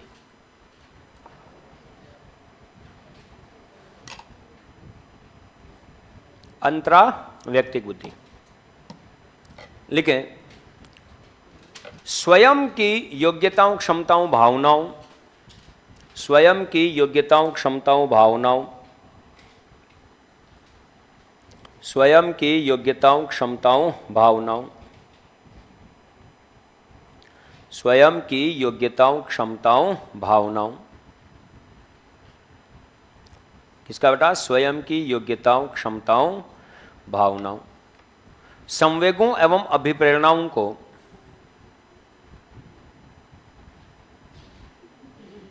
ठीक है, संवेगों एवं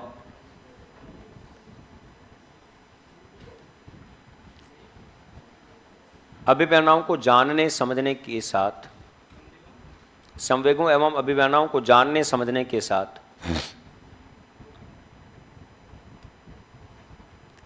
ठीक है, अभिप्रेरणाओं को जानने समझने के साथ उनके साथ मधुर संबंध या दूसरों के साथ मधुर संबंध स्थापित करने की योग्यता, दूसरों के साथ, क्योंकि खुद की योग्यताओं को जानेंगे तो हम दूसरों के साथ मधुर संबंध स्थापित करने की योग्यता, स्वयं की योग्यताओं, क्षमताओं, भावनाओं, संवेगों और अभिप्रेरणाओं को जानने के साथ दूसरों के साथ मधुर संबंध स्थापित करने की योग्यता, दूसरों के साथ मधुर संबंध स्थापित करने की योग्यता अंतराव्यक्तिक बुद्धि कहलाती है। दूसरों के साथ मधुर संबंध स्थापित करने की योग्यता कहलाती है, क्या कहलाती है? तो अंतराव्यक्तिक बुद्धि कहलाती है। कौन सी बुद्धि कहलाएगी बेटा? अंतराव्यक्तिक बुद्धि कहलाती है। करेक्ट।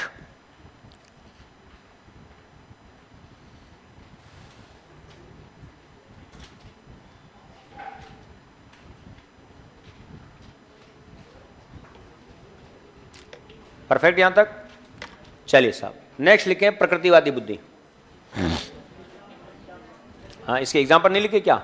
लिखें साधु संत योगी सन्यासी,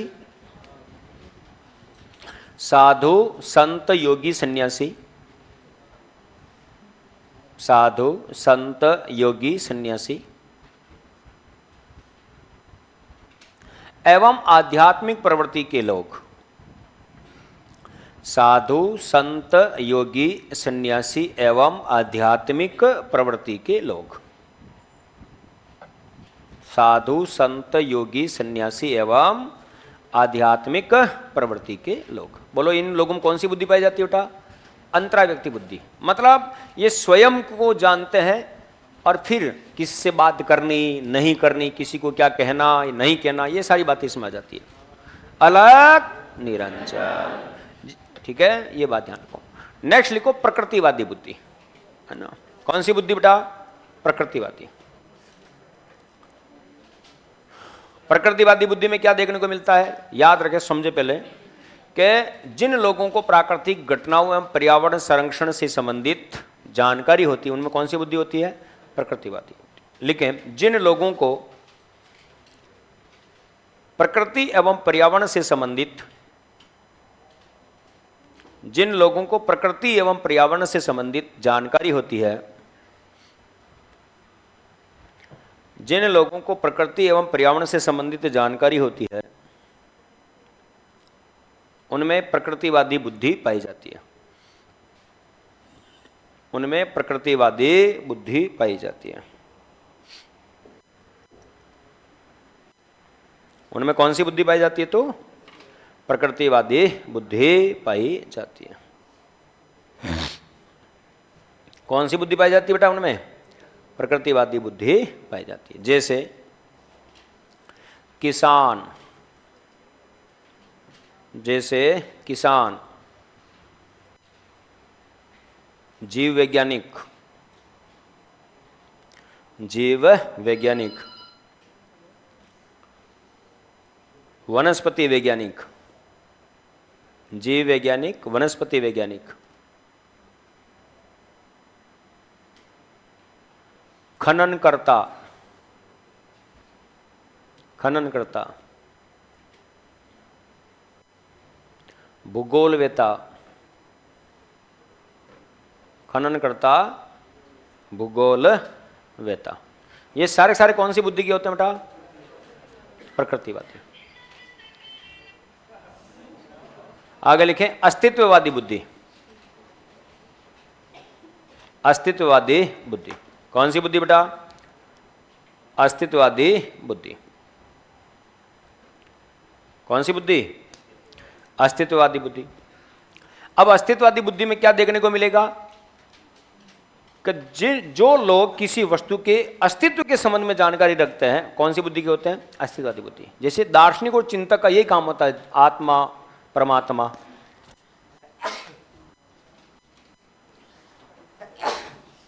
जन्म, मृत्यु। लेकिन जो लोग किसी वस्तु के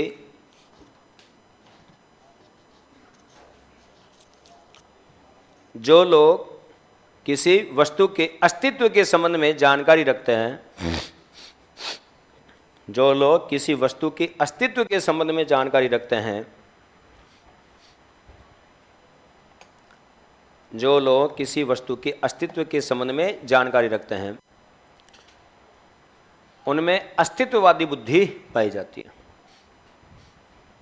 उनमें अस्तित्ववादी बुद्धि पाई जाती है। उनमें कौन सी बुद्धि पाई जाती है? तो अस्तित्ववादी बुद्धि पाई जाती है। कौन सी बुद्धि पाई जाएगी बेटा? उनमें अस्तित्ववादी बुद्धि पाई जाती है। जैसे दार्शनिक एवं चिंतक, जैसे दार्शनिक एवं चिंतक, जैसे दार्शनिक एवं चिंतक कौन सी बुद्धि के होते हैं? अस्तित्ववादी बुद्धि के। तो हार्वर्ड गार्डनर ने कितने प्रकार की बुद्धियां बताई? 9 प्रकार की बुद्धियां बताई, और अलग अलग प्रकार की बुद्धियों का अलग अलग मामला। अब याद रहे, गार्डनर ने इन बुद्धियों के बारे में कुछ बातें कही, और आप गार्डनर से संबंधित कोई सा भी प्रश्न हल करोगे तो इसकी विशेषता से संबंधित प्रश्न आता ही आता है। लेकिन गार्डनर के अनुसार बुद्धि की विशेषताएं, गार्डनर के अनुसार बुद्धि की विशेषताएं, गार्डनर के अनुसार बुद्धि की विशेषताएं। अब गार्डनर ने बुद्धि की क्या विशेषताएं दी है उसके ऊपर बात करो। गार्डनर के अनुसार बुद्धि की विशेषताएं, गार्डनर के अनुसार बुद्धि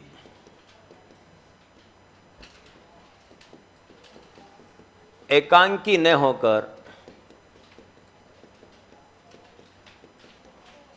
बहुआयामी होती है।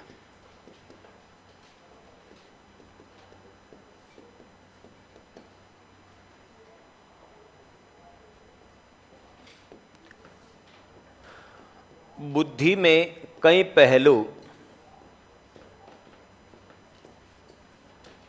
निहित होते हैं। बुद्धि में कई पहलू निहित होते हैं। गार्डनर के अनुसार प्रत्येक बुद्धि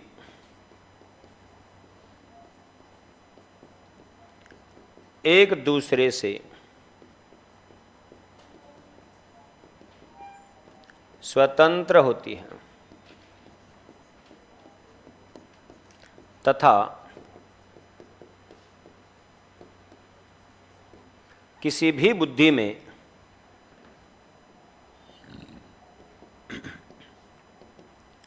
कमी या वृद्धि का प्रभाव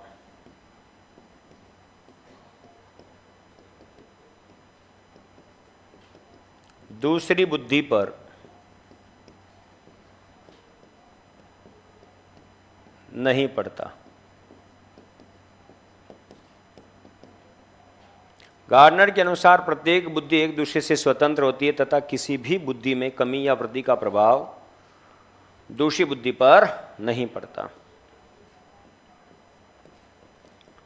गार्डनर के अनुसार प्रत्येक बुद्धि स्वतंत्र होती है, लेकिन किसी समस्या का समाधान करने के लिए, किसी भी समस्या का समाधान करने के लिए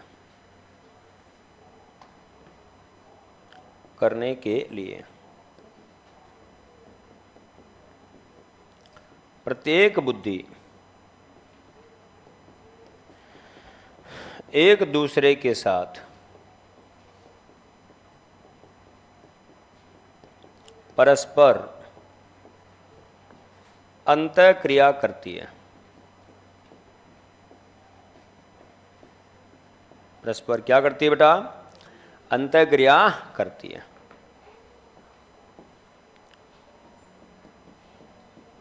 गार्डनर के अनुसार शिक्षक द्वारा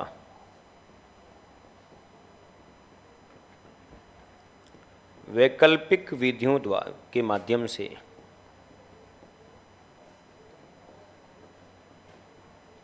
सिखाने के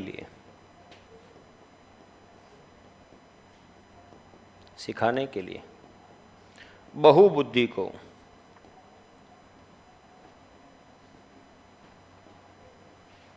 एक रूपरेखा के रूप में ग्रहण करना चाहिए।